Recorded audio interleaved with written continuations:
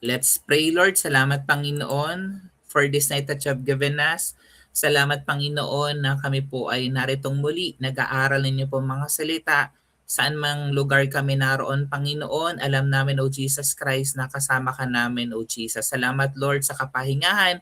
Salamat, Lord, sa kalakasan, sa favor, blessing na patuloy na ibinibigay niyo po sa amin, Lord God. Sa inyo, Lord, ang papurit pagsamba sa pangalan ni Jesus. Amen. Ang ating pong topic 220, under His Lordship. Yung main verse po natin, kukuhanin natin sa Colossians chapter 3 verse 17. Sabi po dito ng salita ng Diyos, and whatever you do, whether in word or deed, do it all in the name of the Lord Jesus, giving thanks to God the Father through Him. Sa Tagalog, at anuman daw ang ating gagawin o sasabihin, gawin nating lahat sa pangalan ng Panginoong Hesus. At sa pamamagitan niya ay magpasalamat kayo sa Diyos Ama. Yan. Bilang mga anak ng Diyos, sabi dito, tayo ay tinawag hindi lang para maligtas, kundi para mamuhay under His Lordship. 'Di ba? Ano siya, kumbaga package or bundle na tinanggap po si Jesus Christ, hindi lang Savior, kundi tinanggap po rin siya na Lord ng buhay mo. Anong ibig sabihin nito? Ibig sabihin niyan, kung siya yung Lord ng buhay mo, under ka ng Lordship ni Jesus Christ, yung lahat ng aspeto ng buhay natin, trabaho, pag-aaral, pamilya, ministry, relationships, dapat po yan ay naka-align sa kanyang kalooban. So lagi mong tatanungin yan sa Panginoon, Lord, yung ginagawa ko po ba sa work ko, sa family ko, sa school, 'di ba, sa relationship na meron ka or even to the calling that you have in the ministry, naka-align po ba ang heart ko yung ginagawa ko sa inyong kalooban? At tandaan natin, hindi ito burden, kundi ito po ay blessing. Dapat na-feel mo na under ako ng Lordship ni Jesus Christ. So it's a blessing, hindi para um, meron kang amo na susundin. Hindi po siya pabigat, kundi siya po ay biyaya habang ng Diyos. Dahil sa bagong tipan ng biyaya, binigyan tayo ng Holy Spirit na siyang nagbibigay ng lakas at direksyon. Yun yung maganda kasi. Saka sa time kasi natin ngayon, alam natin na andyan pala si Holy Spirit, siya yung ating patnubay, siya yung ating gabay para magawa natin yung kalooban ng ating Diyos. Ang Colossians, ito po ay isinulat ni Apostle Paul habang siya ay nasa kulungan. Again, yung layunin ay i-remind yung mga believers sa Colossae na si Kristo ang supreme at sapat sa lahat. Yan. Sa chapter 3, yung sa verse po natin, dito itinuturo ni Paul kung paano dapat ipamuhay ang bagong identity natin kay Kristo na hindi na tayo bound sa lumang pagkatao. Kundi sabi dito, we're already renewed in Christ. 'Di ba?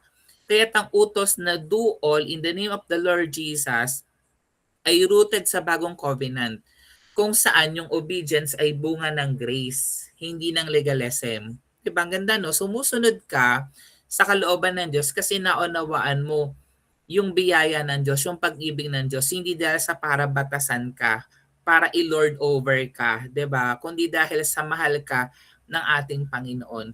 Tatlong bagay ang gusto ko pong ituro sa atin tonight. Yung point number 1 natin, living by the Spirit, not the flesh. Yan. Tindi nito, meron nga akong actually binabasa na even in the discernment, 'di ba? Dapat alam mo kung yun po ay based on your emotions or sa feelings mo lang or talagang yun ay coming from God. Yan. Kaya dapat we are living by the Spirit, not by the flesh. Sabi nga ng Romans 8:13, for if you live according to the flesh, you will die. But if by the Spirit you put to death the misdeeds of the body, you will live.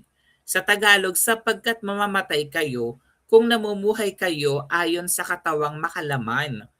Ngunit kung pinapatay ninyo sa pamamagitan ng Espiritu ang mga gawa ng katawang makalaman, mabubuhay kayo. So dito makikita natin na gusto ng Lord maging led tayo ng Holy Spirit, hindi ng ating flesh, 'di ba? Example nito si Joseph sa Egypt, 'di ba? Alam natin na kahit tinukso siya ng maraming beses ng asawa ni Potiphar, 'di ba? Kasi siguro nagwapuhan, nakisigan kay Joseph, 'di ba? Itong asawa ni Potiphar, inakit-akit siya, then gusto niya nasipingan siya ni Joseph. Pero anong ginawa ni Jose? Pinili niyang sumunod sa Diyos, 'di ba? Kasi maaari namang may mangyari sa kanila din isi-secret nila pero pinili niyang sumunod sa Diyos. And then alam natin na tumakbo pa siya, 'di ba? Hindi dahil sa sariling lakas, kundi dahil sa fear of God at spirit-led conviction. Tindi nun, tindi talaga ng conviction na meron si Joseph that time, 'di ba? Na andun yung kanyang banal na takot sa Panginoon. So ang lesson dito, kapag tayo ay under His Lordship, hindi na tayo alipin ng laman. Ang Holy Spirit na nagbibigay ng power para mag-say no sa temptation.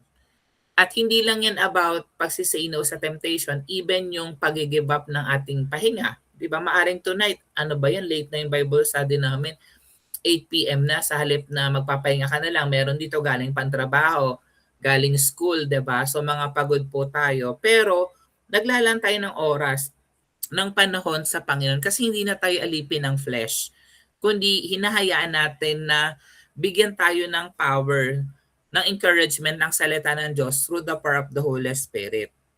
Yung point number 2 ko, faith expressed through love.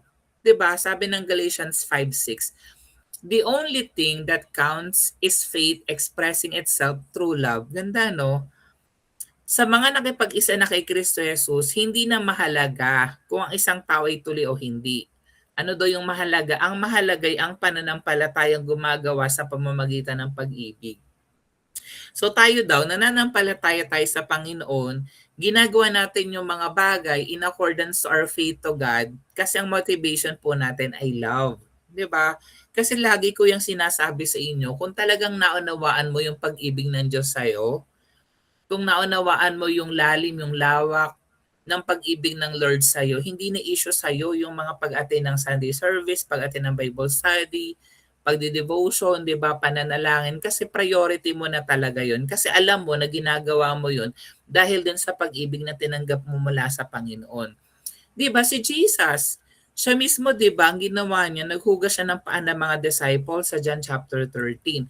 So ipinakita dyan ni Jesus Christ na ang tunay na leadership ay service rooted in love.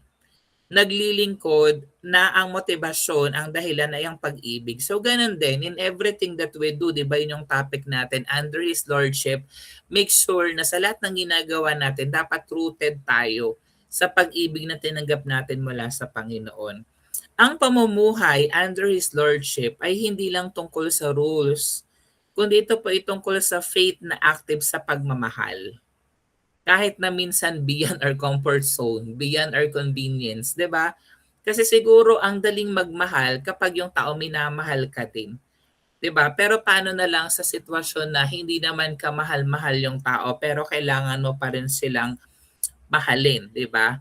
Ang obedience ay nagiging natural expression ng love dahil sa ating Panginoong Hesukristo. Yan. Yung last point ko po, again, doing all for His glory. Diba? This is one of my favorite verses, Colossians 3:23-24. Whatever you do, work at it with all your heart as working for the Lord, not for human masters. Ano man do yung ating ginagawa, gawin ninyo ng buong puso na parang sa Panginoon kayo naglilingkod at hindi sa mga tao. So careful tayo dito ha kasi minsan ako na-experience ko rin yan. Marami ako nagiging boss, 'di ba? May mga estudyante, nagsiserve tayo, 'di ba? Sabi dito dapat daw ginagawa natin ng buong puso yung ating trabaho, yung tungkulin natin na parang sa Panginoon tayo naglilingkod, hindi sa tao. Kasi pag sa tao, 'di ba, gusto mo minsan i-recognize ka, gusto mo minsan ma-appreciate yung ginagawa mo, 'di ba? Pero minsan ang tao hindi na-appreciate, 'di ba? Pero regardless kung na-appreciate ka or hindi, ginagawa mo 'yon dahil sa Panginoon. Sapagkat si Kristo ang Panginoong pinaglilingkuran ninyo at alalahanin ninyong pagkakaloban kayo ng Panginoon ng gantimpalang inilaan niya para sa inyo. 'Di ba? Napaka-fulfilling nun. Hindi ka man ma-promote, hindi ka man makakuha ng mataas na marka, 'di ba? Pero because of your service, si Lord pala ang magbibigay sa iyo ng gantimpala and that is priceless. Si Daniel sa Babylon, 'di ba, kahit nasa foreign land siya, nag-serve siya faithfully at hindi nag-compromise ng kanyang pananampalataya, 'di ba? Nung sila ay sabi kailangan ay mag-bow down, doon sa rebulto pero hindi ginawa yun ni Daniel. Nanatili pa rin siya sa kanyang pananampalataya sa ating Panginoon. Under His Lordship, kahit simpleng trabaho or even household chores, nagiging act of worship. Ganun pala yun, no? Para palang sumasamba ka rin pala sa Panginoon kapag ginagawa mo ng maayos yung ginagawa mong pag-aaral, yung trabaho mo para sa Panginoon. Kasi again, hindi ito para sa tao, kundi para sa Diyos. Kaya lagi ko itong sinasabi, ang ministry kasi natin as Christians, hindi lang nasa loob ng simbahan. Ang ministry ko, part ako ng music team or part ako ng ushering, ng digital ministry, pulpit ministry, nagpipreach ako. Hindi lang yun yung ministry. Yung lahat ng ginagawa po natin, it is also a ministry. Who you are sa trabaho, who you are as a student, as part of your family, 'di ba? Yun po ay part din ng ating ministry. Ang ating conclusion, sabi ko dito, ang pagiging under His Lordship ay hindi tungkol sa pagiging perfect. Kasi hindi ka naman talaga magiging perfect, 'di ba? Lahat tayo may mga flaws, may mga weaknesses. Yun nga ating topic kahapon, 'di ba? In our weakness, doon napaparangalan yung Lord kasi nakikita na hindi natin kaya. So we become dependent to God. Kundi sa pagiging surrendered. Kaya dapat yung mga pagsubok ng buhay natin, mga kinakaharap po natin sa buhay, isurrender mo lang sa Panginoon. Isuko mo kay Lord. Di ba kasi may mga laban na tingin natin hindi natin kayang ipanalo. Pero ang Lord, isuko mo sa Kanya, siya yung magpapanalo sa'yo. Di ba? Sa bagong covenant, si Kristo yung ating righteousness.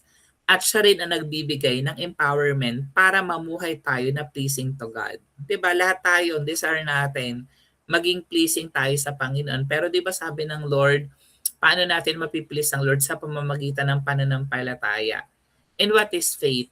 Isang bagay na pinaniniwalaan natin na mangyayari kahit hindi pa nangyayari, hindi pa nakikita ng ating mga mata. So dapat patuloy tayong naniniwala sa Panginoon. Ang tunay na freedom ay nasa ilalim ng kanyang lordship. Yun yung tunay na freedom. Hindi yung freedom na do whatever you want, hindi ka napapakailaman ng pastor, hindi ka napapakailaman ng sa leader mo, bahala ka na, gawin mo yung mahalay, gawin yung masasama, 'di ba? Hindi po yun freedom, 'di ba? Ang pagiging tunay na Christian freedom ay under ka ng lordship ng Panginoon. 'Di ba? Na yes, malaya kang gawin yung anything, pero alam mo, meron kang boundaries to check yung ginagawa mo ba ay kalooban ng Panginoon. Yan. So paano ko to ma-apply? Evaluate. May area ba ng buhay mo na hindi pa surrendered kay Lord? So isurrender mo na sa Panginoon. Gawin ang lahat. Tandaan mo in His name. Sa pangalan ng Panginoon. Alang-alang sa Diyos. Mula sa trabaho, sa pag-aaral hanggang sa iyong relationships. At depend. Huwag sa sariling lakas kundi sa Holy Spirit na nasa atin. Doon ka dumepende. Kasi pag sa sarili mo ikaw dumepende, darating ang time mapapagod ka. Alam mo na meron kang hindi kayang gawin, 'di ba? Limited kasi tayo. Pero kung kay Jesus ka nakadepende sa Panginoon, alam natin na walang imposible sa Panginoon.